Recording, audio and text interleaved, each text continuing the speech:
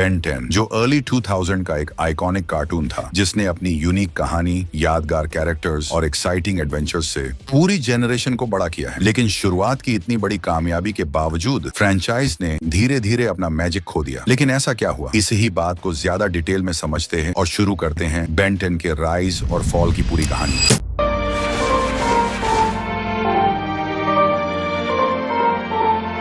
तो इसके डाउनफॉल की शुरुआत एलियन फोर्स के तीसरे सीजन से हुई थी, जहां एलियन फोर्स के पहले के दोनों सीजन में बेन और उसकी कहानियां ज्यादा मैच्योर थी। वही दूसरी तरफ थर्ड सीजन में अचानक बेन फिर से क्लासिक सीरीज वाला बेन बन जाता है। बाय पर्सनैलिटी इसके पीछे की वजह थी दुनिया का सबसे लोडू स्टूडियो कार्टून नेटवर्क का बीच में आना और कहना, भाई अभी इस सीजन की रेटिंग पहले से कम है, कुछ तो गड़बड़ है दया, तो एक काम करो, बेन को फिर से एमेच्योर बना दो। और ना चाहते हुए भी ड्वेन मैकडफी और मैन ऑफ एक्शन को यही करना पड़ा। फिर इसका next season Ben 10 ultimate alien में यही टोन को कंटिन्यू किया। अल्टीमेट एलियन की कहानी डार्क थी, लेकिन इसमें भी बेन मैच्योर बच्चे जैसा बिहेव करता है, जैसे कि वो अपने गलतियों से कुछ सीख ही नहीं रहा है और उसके ऊपर कितनी चीजें निर्भर करती उसे ये पता ही नहीं है। और एक मैन प्रॉब्लम अल्टीमेट एलियन के नाम पर 33 एलियंस में से सिर्फ 6 या 7 एलियंस का अल्टीमेट फॉर्म दिखाया गया और चीजें तब और ज्यादा खराब हो जाती है। तब बेन 10 ओमनिवर्स आता है, जिसने एक नया आर्ट स्टाइल और unique story telling approach introduce की। लेकिन सभी फैंस को यह पसंद नहीं आया। शो का टोन और कैरेक्टर डिजाइन्स पहले से काफी कार्टूनी लगने लगे, जिससे कई पुराने फैंस डिस्कनेक्ट महसूस करने लगे। ओमनिवर्स में कुछ अच्छे नए विलेंस और ट्रांसफॉर्मेशन जरूर थे, लेकिन एक्साइटमेंट वैसी नहीं रही जैसी पहले थी। धीरे धीरे लोगों की इंटरेस्ट कम होने लगी और सबसे बुरा, कई सारे फैंस ने बेन 10 को यहीं से देखना ही बंद कर दिया। लेकिन कैसा रहेगा अगर मैं कहूं बेन 10 ओमनिवर्स बाकी सभी सीजन्स में से सबसे अच्छा था।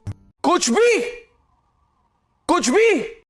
शो का एनिमेशन बहुत स्मूथ था, लड़ाइयां अच्छी लगती थी, आर्ट स्टाइल भले ही अलग था, लेकिन एनिमेशन में कोई कमी नहीं थी। और ओमनिवर्स के आर्ट स्टाइल को बनाया था लेट डेरिक जे वायट ने, जिन्होंने टीन टाइटंस और स्कूबी डू के आर्ट स्टाइल को भी बनाया था। और टीन टाइटंस के आर्ट स्टाइल को ही इन्होंने ओमनिवर्स में कॉपी पेस्ट किया था। इसका मतलब ओमनिवर्स का आर्ट स्टाइल थोड़ा अगल था, लेकिन बुरा बिल्कुल नहीं है। 16 साल का बड़ा बेन और 11 साल का छोटा बेन दोनों साथ में नजर आते हैं। खतरनाक विलन और नई एलियन ताकतें देखने को भी मिलती। बेन का नया पार्टनर रुक भी एक बढ़िया कैरेक्टर था। नए और पुराने एलियंस का बढ़िया बैलेंस भी देखने लायक था। और इसके कई सारे कैरेक्टर आर्क्स बहुत कमाल के थे, जैसे कि मल्ट्रुएंट, इनकर्शन, खाइबर द हंट्समैन और एलियन सिविल वॉर। और इसके स्टोरी एलिमेंट्स में multiverse, time travel, different timeline, dimensions, variants, magic, नोल वॉइडेड्स, different species, planet, super power और इमोशनल डेप्थ थी, जो इसे बाकी किसी भी सीजन से सबसे ज्यादा कमाल की बनाती है। मैं झूठ नहीं बोल रहा हूँ भाई, जिस दिन ओमनिवर्स का लास्ट एपिसोड देखा था वो पूरा दिन में रोया था और कई दिनों तक मुझे अधूरा अधूरा लग रहा था। इसलिए अगर तुमने अभी तक ओमनिवर्स इसके आर्ट स्टाइल के लिए नहीं देखा तो तुम्हें नहीं पता कि तुम क्या मिस कर रहे हो। इसलिए प्लीज इस सीजन को जरूर देखो।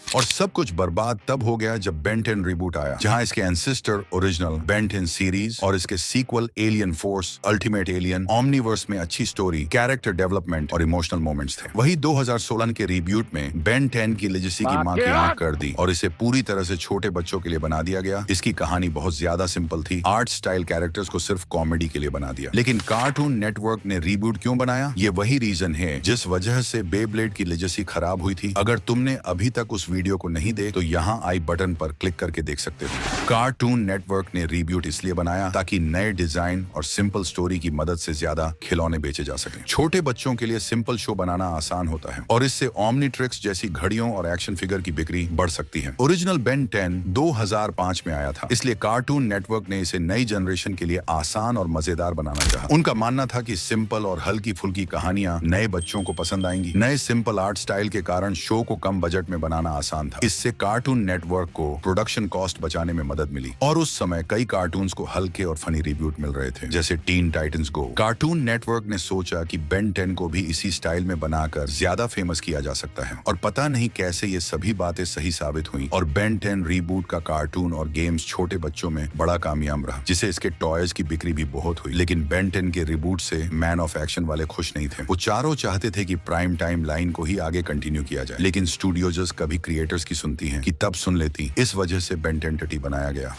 कुछ रिपोर्ट्स ये कहती है कि मैन ऑफ एक्शन के चारों मेंबर्स ने बहुत कोशिश की थी किसी तरह रिब्यूट ना आए, लेकिन भले ही बेन 10 को क्रिएट इन्होंने किया था पर इसे प्रोड्यूस कार्टून नेटवर्क ने किया था, जिस वजह से बेन 10 के राइट्स कार्टून नेटवर्क के ओनर कंपनी वार्नर ब्रदर्स के पास है, जिस वजह से ये चारों इस बारे में कुछ भी नहीं कर पाए।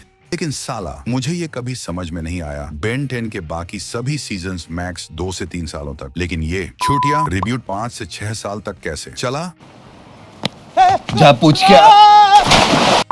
लेकिन चलो बुरे वक्त की अच्छी बात है कि वो भी खत्म हो जाता है। फिर 2021 में 3 मूवीज के साथ बेन 10 रिब्यूट भी खत्म होगा और आज इस बात को 4 साल हो गए हैं, लेकिन अभी तक बेन 10 के नए सीरीज के बारे में कोई भी ऑफिशियल न्यूज नहीं आई है। लेकिन फिर भी हम फैंस के दिल में एक उम्मीद है कि बेन 10 के प्राइम टाइम लाइन को फिर से कंटिन्यू किया जाएगा और हमें बेन 10,000 की पूरी कहानी कंप्लीट होते हुए दिखाई जाएगी, वो भी अल्टीमेट एलियन वाले आर्ट स्टाइल और ज्यादा मैच्योर स्टोरी टेलिंग के साथ। काश ये चीज सच हो जाए।